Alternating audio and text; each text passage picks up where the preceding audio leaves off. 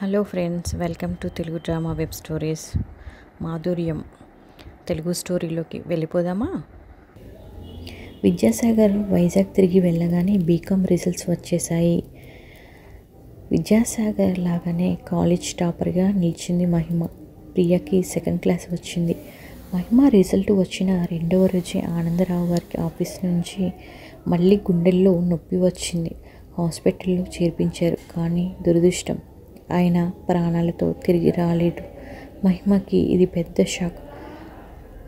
ఆ మూడవ రోజు హడావుడిగా ఆరాటంగా మహిమ ఇంటికి విద్యాసాగర్ తనను తాను కంట్రోల్ చేసుకుంటూ వాకిట్లోనే ఆగిపోయాడు. ఇంటి నిండా బంధువులు, ఆనందరావు గారి కొలీగ్స్ ఉన్నారు. లోపల నుంచి సన్నగా ఏడుపులు వినిపిస్తున్నాయి.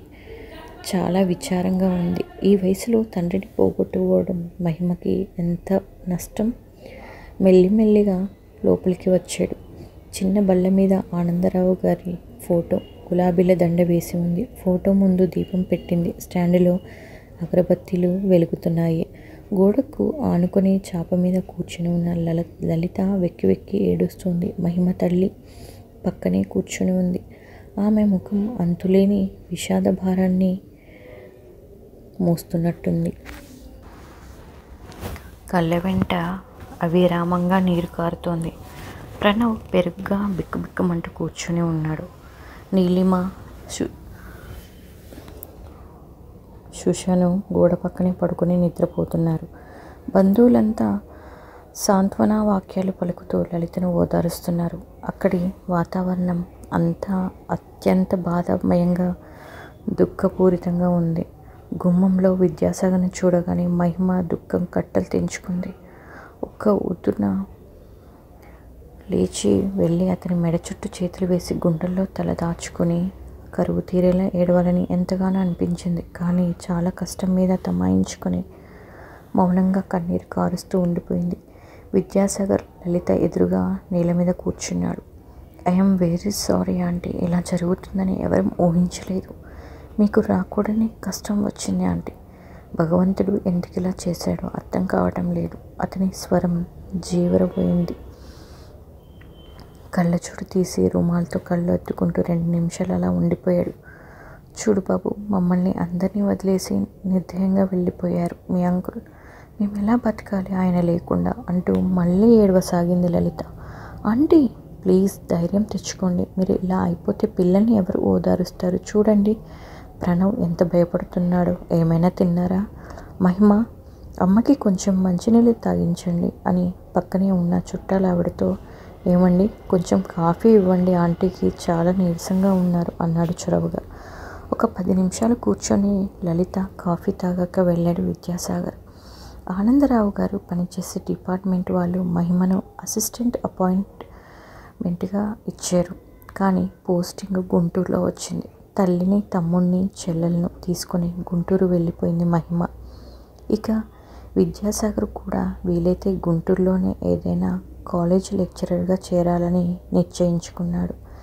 ఈలోగానే బిజినెస్ పని మీద 10 రోజుల క్రితం ఢిల్లీ వెళ్ళిన విశ్వనాథం గారు కొడుకుని అర్జెంటుగా తన దగ్గరకు రమ్మని టెలిగ్రామ్ ఇవ్వటంతో ఏమైందో తెలియక ఢిల్లీ బయలుదేరాడు విద్యాసాగర్. ఫ్లైట్ దిగగానే తనను రిసీవ్ చేసుకోవడానికి ఎయిర్పోర్ట్కి వచ్చిన తండ్రితో, ఏమైంది నాన్న ఇంత అర్జెంటుగా రమ్మని చెప్పారు అని అడిగాడు విద్యాసాగర్ ఆదుర్దగా. విశ్వనాథం గారు సమాధానం ఏం చెప్పకుండా విద్యాసాగర్ని ట్యాక్సీ ఎక్కించి ఒక స్టార్ హాస్పిటల్కి తీసుకెళ్లారు. లిఫ్ట్లో 5వ అంతస్తు వెళ్తుండగా చెప్పారు, వల్లభరావు మామయ్యకు ఏమీ బాగోలేదురా, చివరి క్షణాల్లో ఉన్నాడు. వల్లభరావు, విశ్వనాథం గారు ఇద్దరు ప్రాణ స్నేహితులు మాత్రమే కాదు, బిజినెస్ పార్ట్నర్స్ కూడా. అరెరే అలాగా? ఇద్దరూ ఆ స్పెషల్ రూమ్లో అడుగుపెట్టేసరికి మంచం మీద నీరసంగా పడుకొని ఉన్నాడు వల్లభరావు. అక్కడే దీనవదనాలతో కూర్చొని ఉన్నారు అతని భార్య కళ్యాణి, కూతురు వసంత. చిత్రం అదేమిటో కానీ వసంత పట్టుచీరలో ఉంది. విద్యాసాగర్ను చూడగానే వల్లభరావు ముఖంలో 1000 కాంతుల ప్రతిఫలించాయి. సాగర్ వచ్చావా నాయనా అన్నాడు సంతోషంగా. సాగర్ ఇటు రారా, నీతో మాట్లాడాలి. విశ్వనాథం గారు సాగర్ను పక్క రూమ్లోకి తీసుకుని వెళ్ళారు. చూడు సాగర్, నీతో చెప్పే టైం లేకపోయింది. అయినా ఈ విషయం చిన్నప్పటి నుంచి మేము అనుకుంటున్నదే. వసంత మెడలో నువ్వు తాళి కట్టాలి అంటే టైం లేదు. మామయ్య ఇంకో 2 గంటలకు మించి బతకడం కష్టమని డాక్టర్స్ చెప్పేశారు. విద్యాసాగర్ మెదడులో 1,00,000 విస్ఫోటనాలు. నాన్న షాకింగ్గా చూశాడు. నోరు తడారిపోతుంటే గొంతు పెగిల్చుకుంటూ అడిగాడు, ఇది ఎలా జరుగుతుంది? ఏం, వసంత పుట్టగానే దాన్ని నీ భార్యగా నిర్ణయించాము. మీరు ఈ విషయం నాకెప్పుడూ చెప్పలేదు నాన్న. మీరు అనుకున్న దానికి నేను బాధ్యుణ్ణి కాను. దయచేసి నా జీవితం నాశనం చేయకండి, 2 చేతులు జోడించి చెప్పాడు విద్యాసాగర్. వసంతకి ఏం తక్కువరా? ఆ అమ్మాయికి ఏదో తక్కువ అని కాదు నాన్న, కానీ నా జీవితంలో మాత్రం ఒకే ఒక అమ్మాయి ఉంది. మహిమను తప్ప మరెవరిని నేను పెళ్లి చేసుకోలేను. మహిమ? ఆ పిల్లెవరా? మన ఇంటి దగ్గరే ఉంటారు. మన ఇంట్లో వ్రతం జరిగినప్పుడు పాటలు పాడింది నా స్నేహితురాలు. నా హృదయం, నా ప్రాణం, నాలో అణువణువు నిండిపోయి ఉన్న నా ఆత్మ. ప్లీజ్ నాన్న, నన్ను క్షమించండి అంటూ మహిమతో తనకున్న స్నేహం, ప్రేమ అనుబంధం వివరించాడు విద్యాసాగర్. సాగర్, అటు నా ప్రాణ స్నేహితుడు మరణావస్థలో ఉన్నాడ్రా. వాడికి నేను మాట ఇచ్చాను నాన్న. నా కొడుకు నా మాట కాదనడన్న వెర్రి నమ్మకంతో మాట ఇచ్చి నీకు రమ్మని టెలిగ్రామ్ ఇచ్చాను. నా కోసమే పెళ్లి చేసుకోరా. నీ ఫ్రెండ్ మహిమకు మంచి సంబంధం చూసి నేను పెళ్లి చేస్తాను అన్నాడు విశ్వనాథం గారు. నాన్న, నీ ప్రాణ స్నేహితుడి కోసం నా ప్రాణ స్నేహితురాలి ప్రాణం తీసేయమంటున్నారు. మీకు ఇది భావ్యమా నాన్న? దయచేసి నా జీవితంతో ఆడుకోకండి. నేను వెళ్తున్నాను. మీ మాట కాదని వెళ్తున్నందుకు క్షమించండి. విసురుగా వెళ్ళబోతున్న విద్యాసాగర్ చెయ్యి పట్టి ఆపారు విశ్వనాథం గారు. ఆయన చేతిలో లోడ్ చేసిన సిరంజి ఉంది. అది చూపిస్తూ చెప్పాడు ఆయన. వాడు ఎలాగో కాసేపట్లో చచ్చిపోతాడ్రా. ఈ సిరంజిలో విషం ఉంది. ఇచ్చిన మాట నిలబెట్టుకోలేనందుకు దీన్ని ఇంజెక్ట్ చేసుకుని నేను చచ్చిపోతాను.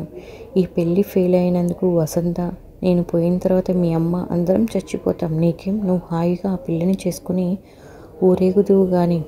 నాన్న, ఏమిటి బ్లాక్మెయిల్? ఆ విధంగా అన్నాడు విద్యాసాగర్. రోజు ఇన్సులిన్ ఇంజెక్షన్ తీసుకునే అలవాటు ఉన్న తండ్రి తాను వెళ్ళగానే పాయిజన్ ఇంజెక్ట్ చేసుకున్నా ఆశ్చర్యం లేదని అనుకున్నాడు విద్యాసాగర్. ఏమిటి నాన్న ఇది? ఇంత మూర్ఖపు పట్టుదల అవసరమా? నన్ను, నా ప్రేమను ఎందుకు అర్థం చేసుకోరు? విశ్వనాథం గారి అబ్బాయి ఓ మోసగాడని లోకమంతా వెలువెత్తి చూపటం మీకు ఇష్టమా? వసంత గురించి అంత ఆలోచిస్తున్నారే. మహిమ కూడా అలాంటి ఆడపిల్లే కదా. కొంచెం కన్సర్న్ చూపించండి ప్లీజ్. కన్విన్స్గా చెప్పబోతున్న విద్యాసాగర్ మాట పూర్తి కాకముందే మోచేతి దగ్గర నరంలోనికి ఇంజెక్షన్ సూదిని గుచ్చుకున్నాడు విశ్వనాథం గారు. నాన్న ప్లీజ్ వద్దు. బలంగా ఆ సిరంజిని లాగి పారేశాడు. ఓడిపోయాడు విద్యాసాగర్. ఇదండి ఈరోజు స్టోరీ. మళ్ళీ నెక్స్ట్ ఎపిసోడ్లో కలుద్దాం. ప్లీజ్ మన ఛానల్ని లైక్ చేయండి, సబ్స్క్రైబ్ చేసుకోవడం మాత్రం మర్చిపోవద్దు.